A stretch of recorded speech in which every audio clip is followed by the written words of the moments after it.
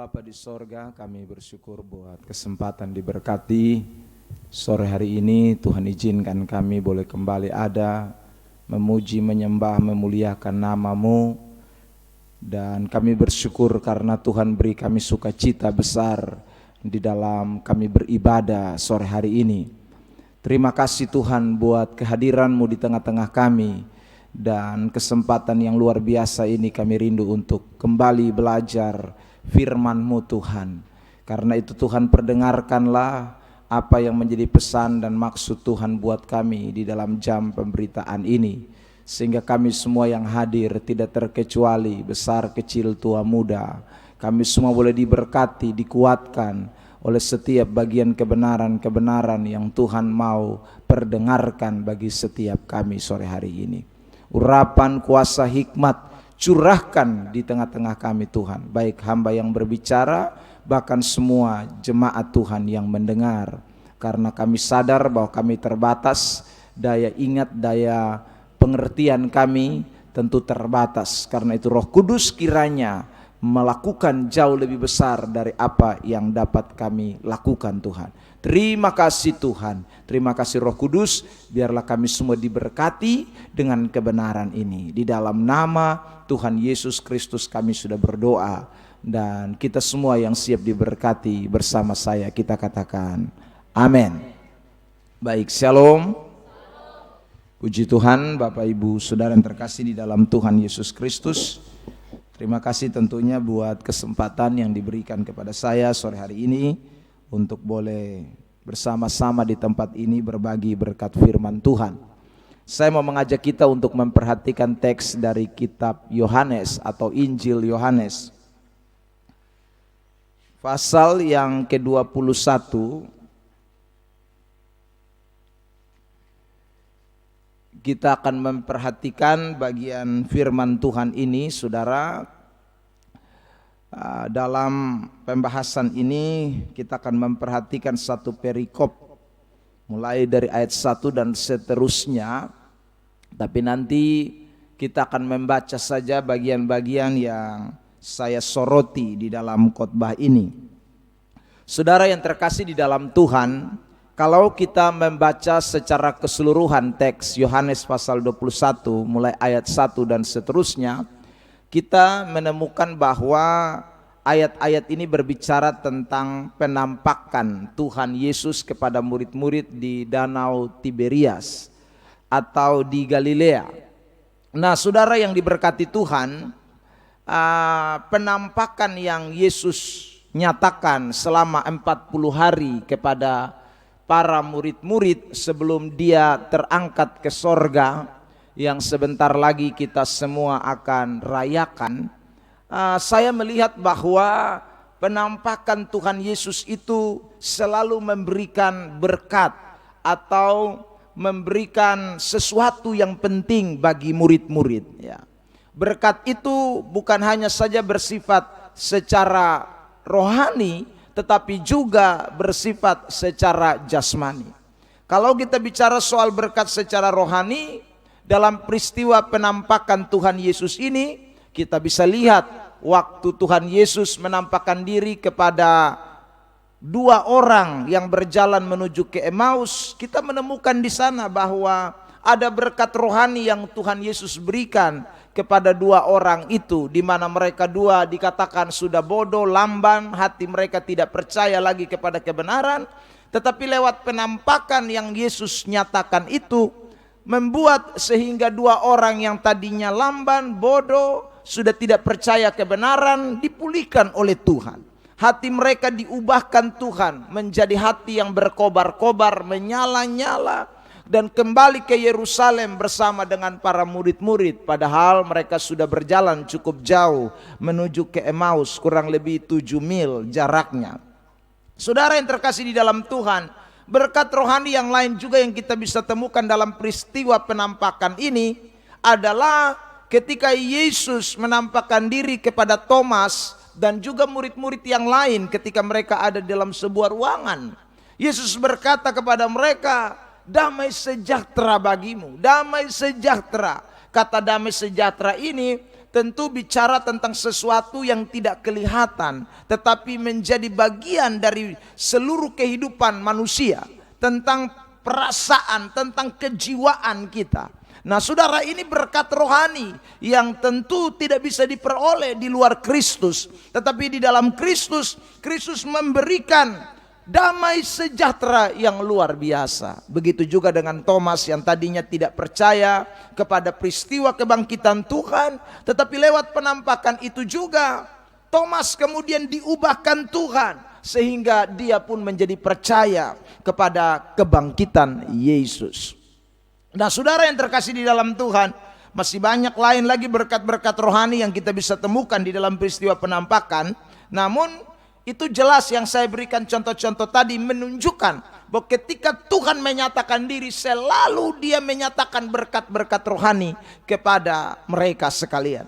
Nah dalam peristiwa yang kita temukan dalam Yohanes 21 ini bukan lagi bicara soal berkat rohani, tetapi Yesus ketika menampakkan diri, dia juga memberikan berkat jasmani. Mari kita temukan di dalam teks ini, Yohanes 21 ayat yang pertama, dan kita lompat di ayat yang ke-9 sampai dengan ayat yang ke-11. Kita baca terlebih dahulu ayat yang pertama, Yohanes 21 ayat 1 bersama jemaat Tuhan. 1, 2, 3. Kemudian Yesus menampakkan diri lagi kepada murid-muridnya di pantai Danau Tiberias, dan ia menampakkan diri sebagai berikut. Ayat 9. Ayat yang ke-9, 10, dan 11. 1, 2, 3. Ketika mereka tiba di darat, mereka melihat api arang dan di atasnya ikan dan roti. Ayat 10. Kata Yesus kepada mereka, bawalah beberapa ikan yang baru kamu tangkap itu. Ayat yang ke-11. Simon Petrus naik ke perahu, lalu menghela jala itu ke darat, penuh ikan-ikan besar, 153 ekor banyaknya. Dan sungguh pun sebanyak itu, jala itu tidak koyak. Ini yang saya sebut dengan berkat jasmani. Roti dan ikan bakar, lalu kemudian sejumlah ikan-ikan besar, jumlahnya adalah 153 ekor banyaknya. Saya percaya saudara yang terkasih dalam Tuhan, ini yang dihitung hanya ikan besar, belum yang kici-kici anak-anak dong ya saudara. Mungkin sekitar sardin ya, tembang itu tidak pakai, itu saya hitung saudara, itu belum termasuk di dalamnya. Yang besar saja 153 ekor. Kapan peristiwa ini terjadi? Waktu Yesus menampakkan diri, waktu Yesus datang bertemu dengan para murid-murid yang ada di Danau Tiberias. Saudara yang terkasih di dalam Tuhan, karena itu saya berikan kesimpulan secara sederhana tentang penampakan Tuhan Yesus, bahwa Tuhan Yesus tidak hanya menampakkan dirinya untuk memberikan keyakinan, memulihkan keadaan rohani jemaat, rasul-rasul, pengikut-pengikut yang waktu itu iman mereka sedang terpuruk, tetapi juga dia bangkit menyatakan dirinya untuk membuktikan bahwa kuasa mujizat yang pernah dilakukannya bersama dengan murid-muridnya itu masih berlaku sampai dengan saat ini. Kebangkitannya membuktikan bahwa dia mampu melakukan segala sesuatu yang kita tidak mungkin lakukan, dia mampu kerjakan buat kita sekalian. Ada amin. Karena itu saudara yang terkasih di dalam Tuhan, kita bersyukur Yesus bangkit buat kita bukan hanya sekedar memberi kita keselamatan yang sempurna. Yesus bangkit buat kita bukan hanya sekedar menjanjikan pemulihan, damai sejahtera, berkat-berkat rohani, tetapi juga dia mau menyegarkan pikiran kita bahwa lewat peristiwa kebangkitannya, dia masih mau nyatakan bahwa kuasanya tidak pernah berubah, dulu, sekarang, bahkan sampai selama-lamanya. Dia mampu memberkati kita bukan hanya secara rohani, tetapi juga dia mampu memberkati kita secara jasmani. Ada amin. Nah, Karena itu sorotan saya sekali lagi pada kesempatan ini hanya tertuju kepada hal-hal atau berkat yang Kristus lakukan berikan secara jasmani kepada kita sekalian. Nah, saudara yang terkasih di dalam Tuhan, bagaimana supaya kuasa kebangkitan Tuhan yang kita temukan di dalam teks ini, penampakannya itu terus saudaraku membuat kita mengalami berkat-berkat jasmani ini yang saya mau ajak kita belajar bersama dari teks Yohanes pasal 21 ini, ayat yang pertama dan seterusnya. Tentu di dalam teks ini kita tidak hanya menemukan cerita historik, atau kita tidak hanya menemukan suatu kisah yang pernah terjadi sebelumnya, tetapi saya yakin bahwa apa yang ditulis di dalam Alkitab itu memberikan makna bahwa buat saudara dan saya bahwa ada sesuatu yang juga Tuhan mau kerjakan bagi kita. Kalau Dia mampu melakukan mujizat itu di 2000 tahun yang lalu ketika Dia menampakkan diri kepada murid-muridnya, maka saya terlampau yakin bahwa sampai detik ini Tuhan pun mampu mengerjakan mujizat-mujizat itu di dalam hidup kita sekalian. Ada amin, saudara yang terkasih di dalam Tuhan. Nah, karena itu kita harus belajar dari teks ini apa yang Tuhan inginkan atau Tuhan maksudkan agar kita semua dapat diberkati lewat peristiwa yang kita sungguh yakini bahwa Kristus sudah bangkit ini menampakkan diri kepada kita sekalian. Nah, yang pertama, mari kita temukan di dalam teks ini saudara yang terkasih, mulai ayat yang kedua, saya mau kita memperhatikan bersama-sama. Yohanes pasal 21 ayat yang kedua. Tadi ayat 1 bilang Yesus menampakkan diri. Sekarang ayat yang kedua menjelaskan kepada siapa dan juga tempat di mana Yesus menampakkan diri. Dikatakan begini, di pantai itu di Tiberias berkumpullah Simon Petrus, Thomas yang disebut Didimus, Nathanael dari Kana yang di Galilea, anak-anak Zebedeus, dan 2 orang muridnya yang lain. Lalu saudara yang terkasih di dalam Tuhan, saya mau melompat ke ayat yang saya perhatikan. Yohanes pasal yang ke-21 ini ayat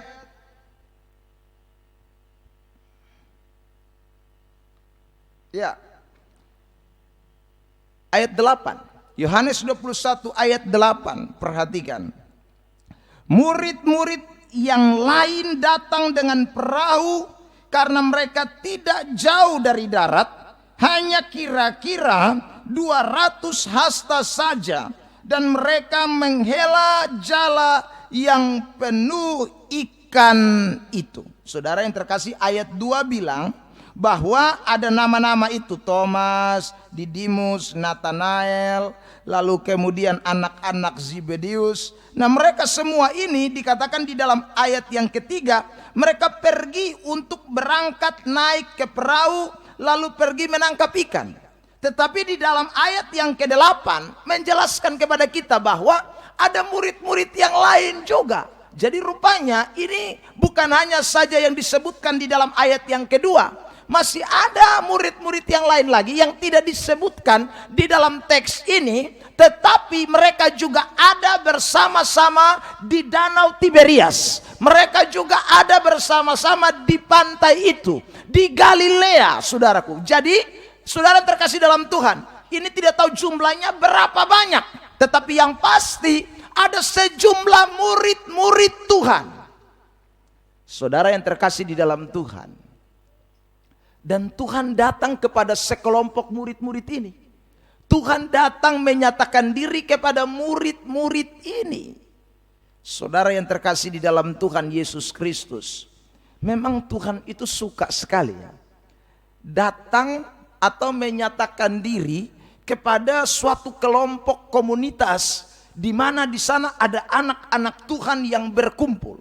Saudara yang terkasih di dalam Tuhan, kalau kita perhatikan Yohanes pasal yang ke-21 ini dan Yohanes pasal yang ke-20, Lukas pasal 24, kita menemukan saudara yang terkasih di dalam Tuhan bahwa Yesus berulang-ulang kali menampakkan diri kepada komunitas ini. atau kepada para murid-murid yang sedang berkumpul. Waktu mereka berkumpul, Tuhan datang. Waktu mereka berkumpul, Tuhan hadir.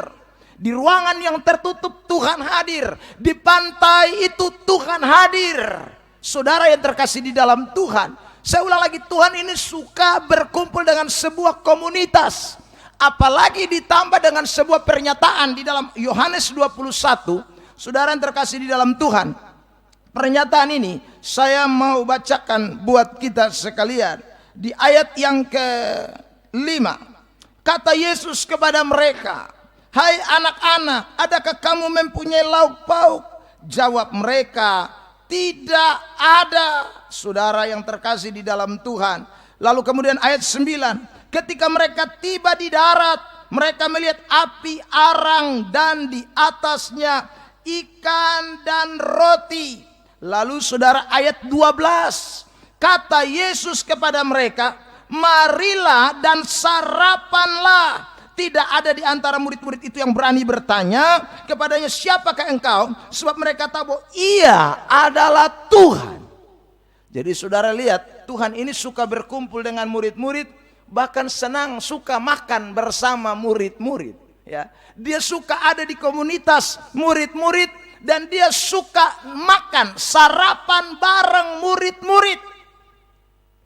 Saudara yang terkasih di dalam Tuhan, bicara soal makan sama-sama itu bicara soal hubungan, bicara soal kedekatan, bicara soal keintiman. Itu saudaraku, ketika Alkitab bicara soal makan bersama, makan bersama, Yesus ajak kita makan bersama, itu bicara soal hubungan, persekutuan, kedekatan. Saudara yang terkasih di dalam Tuhan, jadi Tuhan itu senang hadir bersama-sama, mendekatkan dirinya bersama dengan komunitas, dengan orang-orang yang disebut dengan murid-murid, anak-anak Tuhan, orang-orang percaya. Dan ketika Tuhan hadir di komunitas itu, Tuhan datang di komunitas itu, satu yang dia lakukan, dia pasti memberkati komunitas itu. Saudara yang terkasih dalam Tuhan, amin, amin. Sayangnya banyak orang Kristen tidak suka ada di dalam komunitas, padahal Tuhan suka hadir di komunitas. Ya saudara, persekutuan, perkumpulan orang-orang percaya. Tapi ada banyak orang Kristen tidak suka berkumpul dengan orang percaya. Lebih suka kumpul dengan orang dunia. Lebih suka kumpul di tempat-tempat dunia. Lebih suka dengan teman-teman dunia. Lebih suka dengan saudara keluarga-keluarga dunia. Dibandingkan dengan murid-murid, dibandingkan dengan orang-orang percaya. Anda dengar baik-baik, Tuhan tidak hadir ketika saudara ada di komunitas orang-orang yang tidak percaya. Tuhan tidak mau hadir di sana. Tuhan lebih suka hadir di tengah-tengah komunitas anak-anak Tuhan. Amin. Bilang samping kiri kanan, mau diberkati? Jangan pemalas datang. Saudara yang terkasih dalam Tuhan, itu penting. Sebab di arisan tukang mabok, Tuhan tidak hadir di sana. Ya, di arisan yang duduk hanya omong orang kiri kanan, Tuhan tidak hadir di sana.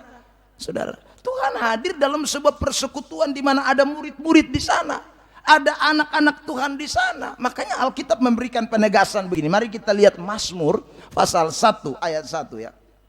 Kitab Mazmur pasal 1 ayat 1. Saudara yang terkasih dalam Tuhan, perhatikan teks ini.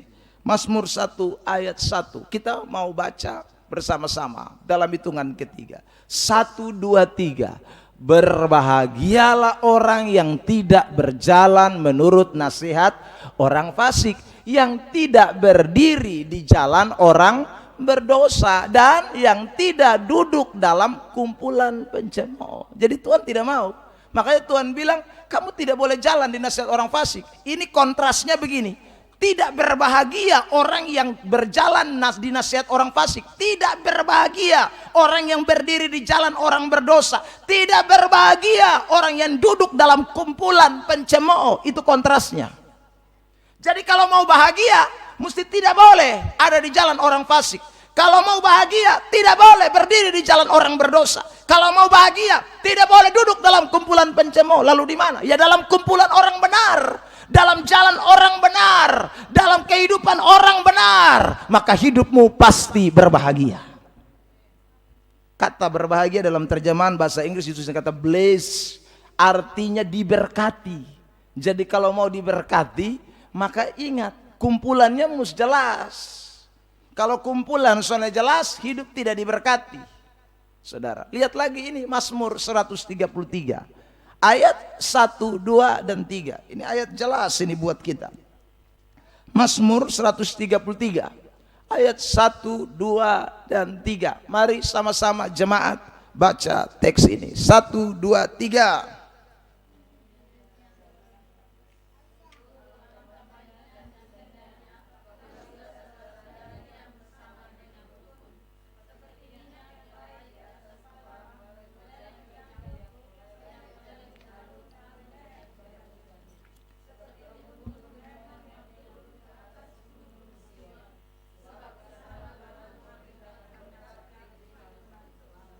Saudara lihat itu ayat jelas itu. Jadi saudara-saudara dikatakan diam bersama. Kita saudara-saudara ini tentu diam bersama dengan rukun. Di sana Tuhan akan kirim berkat. Ya. Jadi kalau kita salah tempat, maka saudara kita hidup ini tidak bisa diberkati Tuhan. Maka ingatlah baik-baik betapa pentingnya komunitas. Saya ulang lagi, betapa pentingnya komunitas. Makanya kalau saudara membaca kitab suci, ya saudara mulai dari kitab perjanjian lama sampai perjanjian baru, misalnya dalam kitab Ulangan pasal 28, ya, kitab Kejadian, saudara, kita menemukan ada banyak ayat yang menyatakan kalau kamu beribadah, roti makananmu diberkati, air minumanmu diberkati. Kamu beribadah, kata beribadah di sana menunjuk sebuah komunitas, perkumpulan, bukan perorangan, saudaraku. Itu yang Alkitab katakan, ya. Di dalam suratan Timotius dikatakan di dalam ibadah itu mengandung janji. Ya, saudara terkasih dalam Tuhan, ibadah yang mana? Ya itulah orang-orang percaya, perkumpulan orang-orang benar, perkumpulan anak-anak Tuhan, perkumpulan komunitas, saudara, orang-orang yang mencari Allah. Di sanalah Tuhan memerintahkan berkat kehidupan. Kesanalah. Makanya teks ini Mazmur 133 kan dia katakan seperti embun dari gunung Hermon mengalir ke bukit Sion.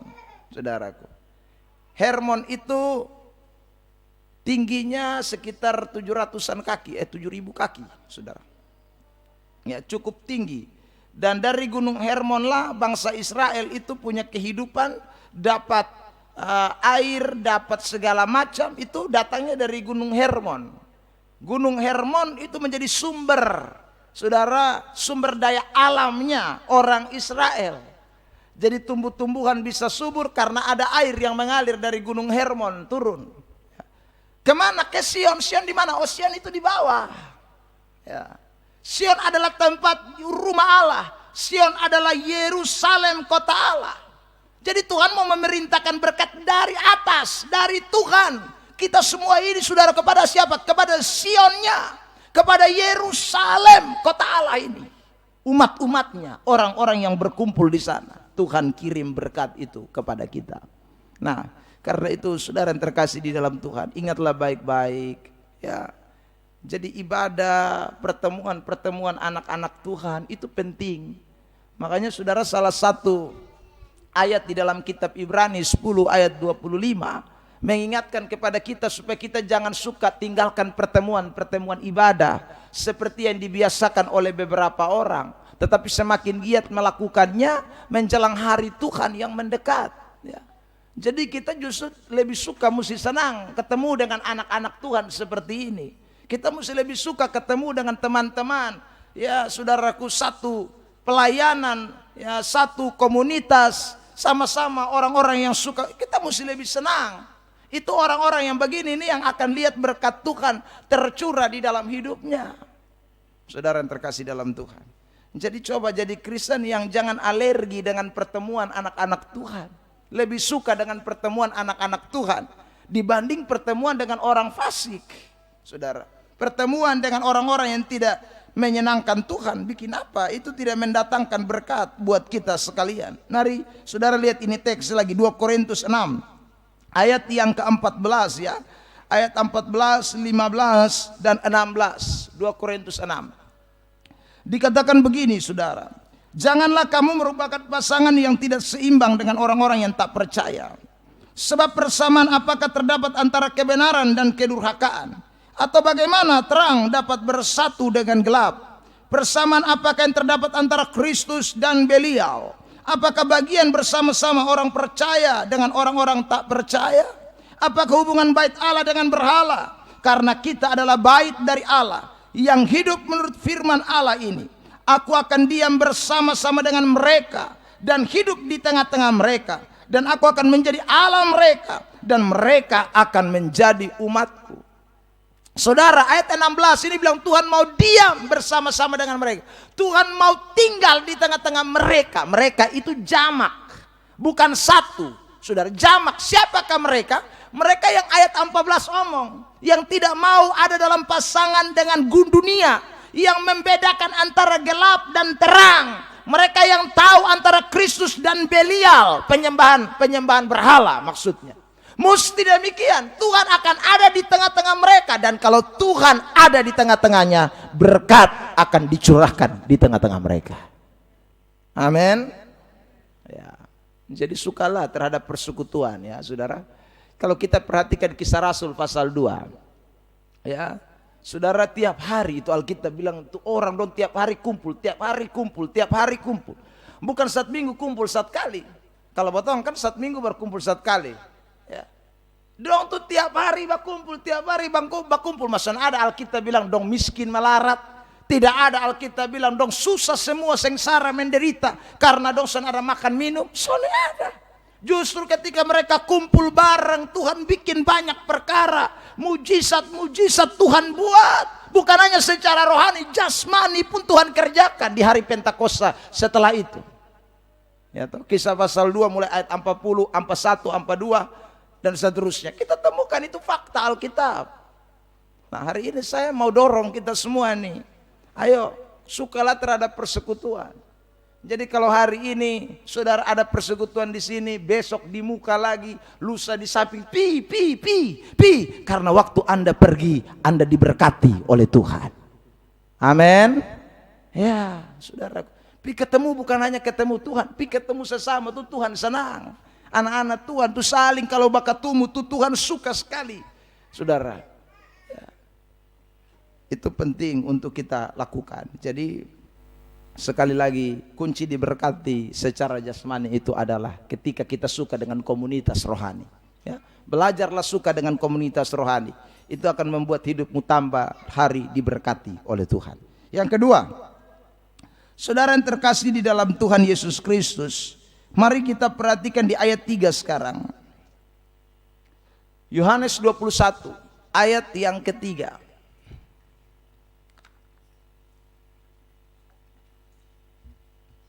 Saya bacakan teks ini buat kita.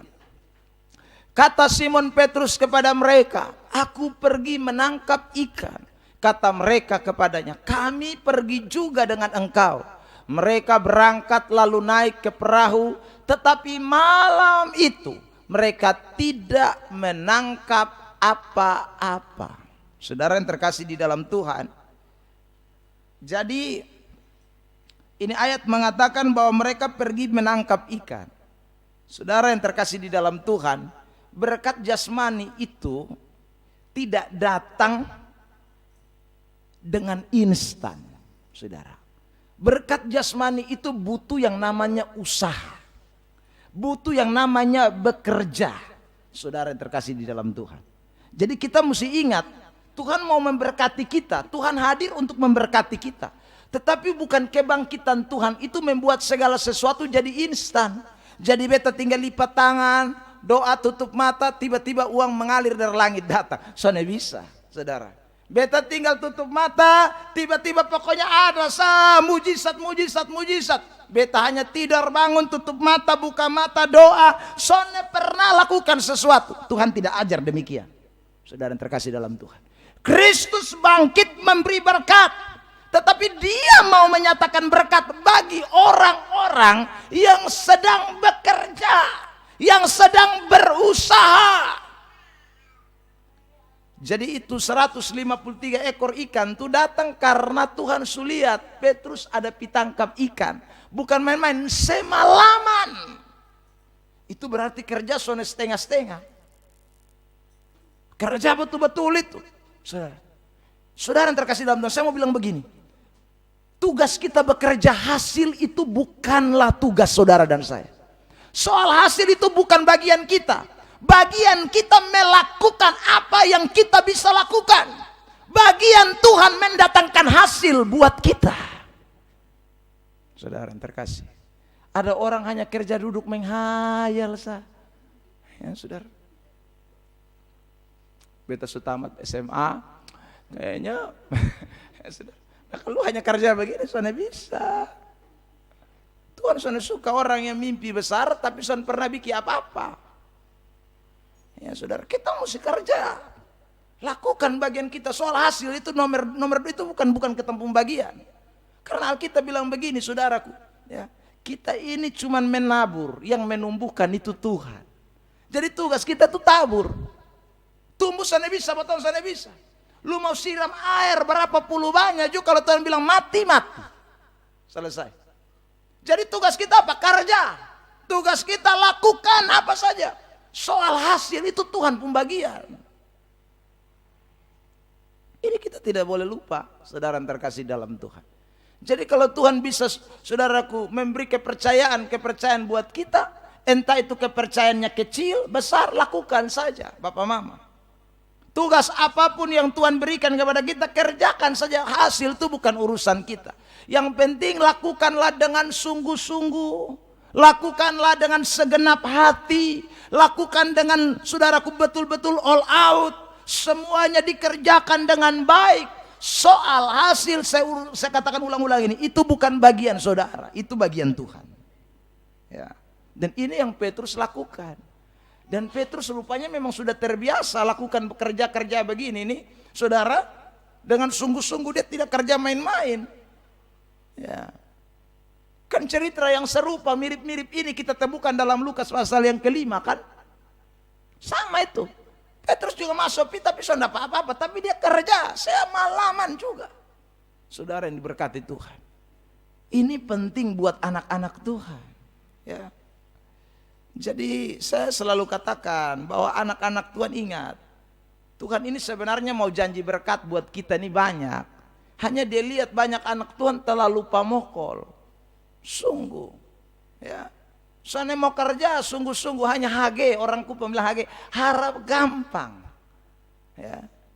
Maunya tiba-tiba mujizat, tiba-tiba dapat. Ini soalnya bisa, Tuhan soalnya suka anak-anak Tuhan jadi orang yang begitu. Tuhan tuh suka lihat kalau potong ini kerja. Waktu potong kerja dia turut bekerja kan, Roma 8 ayat 28. Itu ayat kan mengatakan jelas, Allah turut bekerja di dalam segala sesuatu. Kata turut itu saudara berarti sinergi dari kata sunergeo dalam bahasa Yunani, yang artinya Tuhan itu tidak kerja sendiri atau kita kerja sendiri. Waktu kita kerja, dia Allah datang bekerja dengan kita. Saudara yang diberkati, makanya saya juga mau bilang begini, jangan suka bilang, beta sono bisa ya. Nah, itu kata yang harus buang tuh. Orang tuh buat dulu. Soal sono bisa tuh nanti. Ya, bikin dulu. Jangan, berat, pesan bisa ya. Pesan bisa ya. Hai, ini pamokol pun kerja. Lu belum buat, lu sudah bilang sono bisa. Kerja dulu.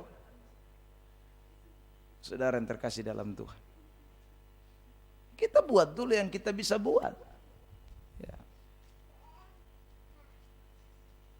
Saya minta tukang kerja WC, kamar mandi di tempat pelayanan saya di gereja. Saudara, om ini tukang nih lama sekali baru datang. Beta ini sudah bisa tahan kalau orang lama itu, saudara. Jadi beta mulai ambil inisiatif, angkat skop. Saudara, mulai. Nah beta ini kan sudah pernah bilang pasang kloset ya saudara, bikin itu cara karmana supaya ini. Beta suruh beli pipa, dong beli datang. Sudah. Pipa yang ke mana? Yang besar pokoknya. Cari tanya. Pokoknya lihat sih, kasih tunjuk itu di toko. Beli datang. Saudara, datang lalu saya pun saudara dua bilang begini, kakak bisa kosonde. Saya bilang aman, saya gergaji. Ya saudara. Nah potong gergaji ini pipa saudara yang terkasih dalam Tuhan. Itu beta gergaji setengah meter, hampir 45 senti. Saudaraku hampir 75 senti, sorry. Ya hampir mau masuk 1 meter itu. Nah saudara waktu tancap habis, beta lihat kok nanti kalau begini kloset ke mana ini? Saudara terlalu tinggi nih. Tapi beju pura-pura saya diam-diam, saya pikir dalam hati. Supasang habis, cor kasih mati habis semua sudah. Nah itu tinggi model kayak begini. Saya suruh angka batu datang, campur-campuran. Saudara terkasih dalam Tuhan. Ya. Kotong mulai bikin vanderen. Ya. Hela tali, hela banang, saudara. Tahu miring, kau lurus, pokoknya hela pi. Taruh, saudara. Tiba-tiba tukangnya datang. Ya, saudara. Tukang datang, tukang berdiri, tukang senyum-senyum. Saya bilang, kenapa? Bapak, nanti WC mana ini kalau... Ya, saudara. Saya bilang, nah itu, lu datang terlambat makanya potong sumulai. Ya, saudara terkasih dalam Tuhan. Akhirnya dia gergaji lah itu, saudara. Ya. Tapi dari gergaji, oh kita tahu sekarang, oh ternyata ukurannya segini, saudara. Kan selama ini tidak tahu. Karena tidak tahu bikin yang lain, saudaraku. Ya, tapi dari bikin yang tidak tahu itu jadinya tahu. Saya selalu memberikan saudaraku contoh. Yang bikin lampu ini Thomas Edison ini. Itu kan gagal bukan sedikit tuh. 999 kali gagal. Tapi soalnya menyerah. Coba itu hari dia gagal. Ini hari potongannya bakar tioek. Nah saudara bisa bayangkan lubang hidung dong hitam semua tiap hari. Tapi ada orang yang tidak menyerah. Lakukan sesuatu, urusan hasil bukan urusan kita. Amin. Ya, jadi saudara yang terkasih dalam Tuhan, ingatlah baik-baik. Apalagi anak-anak muda, ingat ini ya. Anak-anak muda itu suka bilang, kayak son bisa. Itu kata harus buang. Lu buat dulu.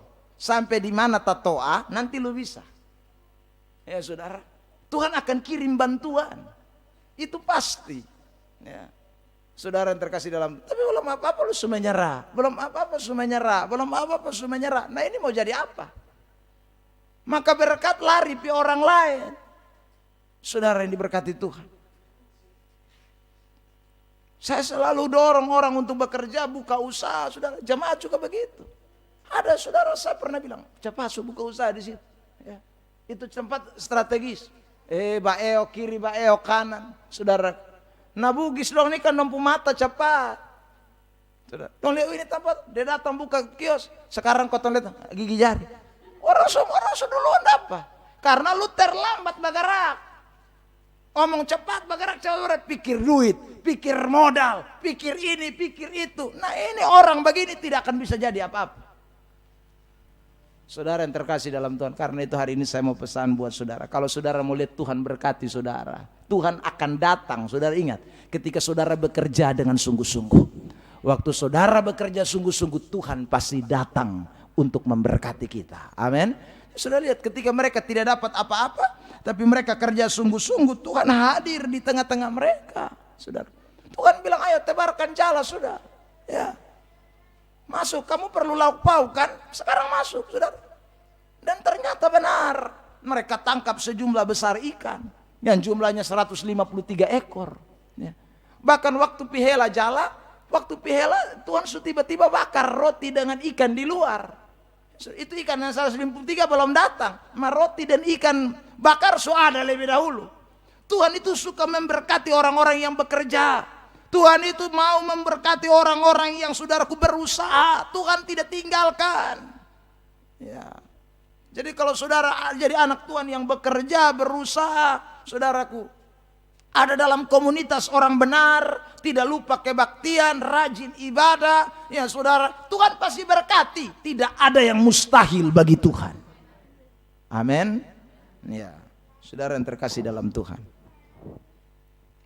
Sekarang yang ketiga. Mari kita lihat, saudara, selain komunitas, selain kerja keras, yang ketiga. Mari kita perhatikan, saudara yang terkasih di dalam Tuhan.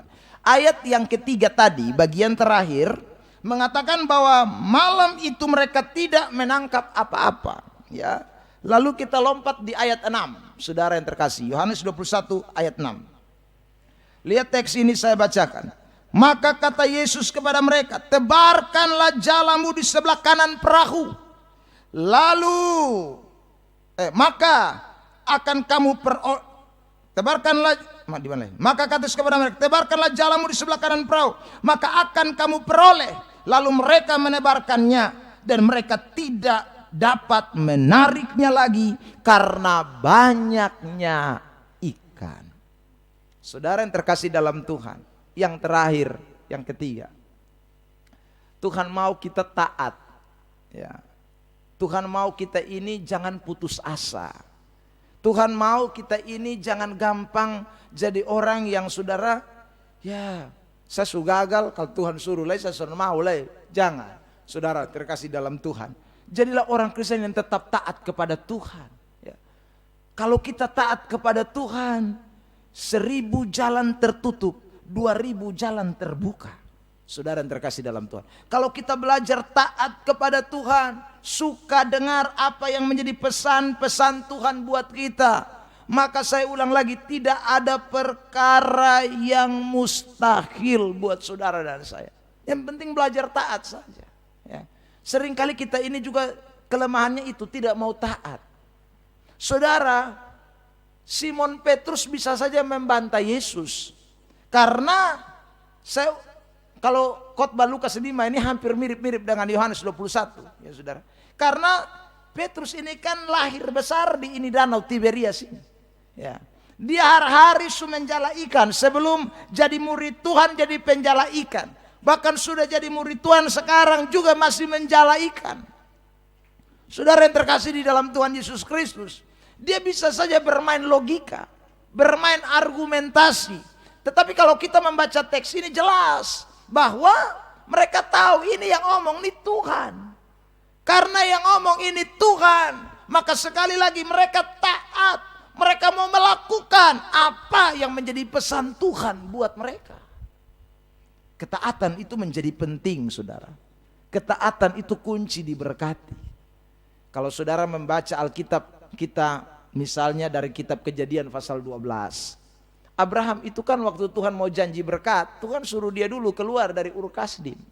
Saudara, tinggalkan sanak saudara, tinggalkan rumahnya, tinggalkan semuanya. Baru Tuhan janji, aku akan bikin kamu menjadi bangsa yang besar. Aku akan membuat bangsamu menjadi bangsa yang besar. Bangsa yang memberkati engkau akan diberkati. Bangsa yang mengutuk engkau akan terkutuk. Itu dimulai dari ketaatan. Tidak ada saudaraku berkat yang kita bisa peroleh kalau kita tidak belajar taat kepada Tuhan. Nah, karena itu saudara yang terkasih dalam Tuhan, taatlah kepada Tuhan. Bicara soal ketaatan itu banyak hal. Itu bicara kaitan dengan soal perintah-perintah Allah.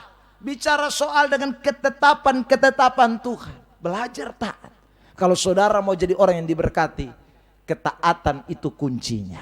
Waktu kita taat, Tuhan pasti memberkati hidup kita. Amin. Saudara yang terkasih di dalam Tuhan Yesus Kristus, ya. Jadi meskipun sepintar-pintarnya kita, sehebat-hebatnya kita punya ide-ide yang cemerlang, saudara kita punya sekolah yang bagus, tetapi kalau Tuhan omong apa, lebih baik kita tunduk dan taat. Lakukan saja apa yang menjadi keinginan Tuhan. Waktu kita melakukan apa yang menjadi keinginan Tuhan, itu pasti akan mendatangkan berkat yang berlimpah di dalam hidup saudara dan saya. Jadi hari ini saudara yang terkasih dalam Tuhan, sekali lagi kita semua rindu diberkati, bukan hanya rohani, tetapi jasmani kita. Dan kebangkitan Kristus menjanjikan itu buat saudara dan saya. Tinggal bagaimana sekarang kita. Maukah kita tetap ada dalam perkumpulan anak-anak Tuhan?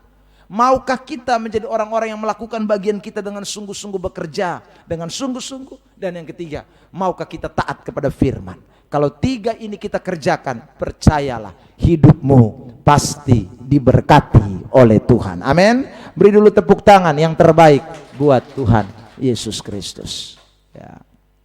Sama-sama katakan, Tuhan sudah bangkit. Sekali lagi, bilang samping kiri kan, dia pasti memberkati kamu. Amin. Bilang samping kiri kanan, bukan hanya jasmani, rohani juga dia berkati.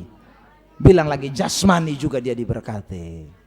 Ya, saudara yang terkasih dalam Tuhan. Yang penting apa? 3 hal. Ingat sama-sama dengan saya. Yang pertama, kita sama-sama katakan, jangan jauh-jauh dari perkumpulan orang benar. Ya, saudara yang terkasih dalam Tuhan. Yang kedua, sama-sama kita katakan, bilang sama-sama, saya harus bekerja. Bilang samping kiri kanan, jangan pamokol. Bilang lagi, saudara, jangan bilang tidak bisa. Buat dulu, amin. Ya tahu saudara, lakukan dulu. Ya, itu penting, saudara yang terkasih di dalam Tuhan. Maka saudara pasti bisa kalau saudara mau melakukan. Yang terakhir, yang ketiga, sama-sama katakan taat. Sekali lagi taat. Amin. Ya, Tuhan pasti berkati kita semua. Satu pujian kita nyanyikan.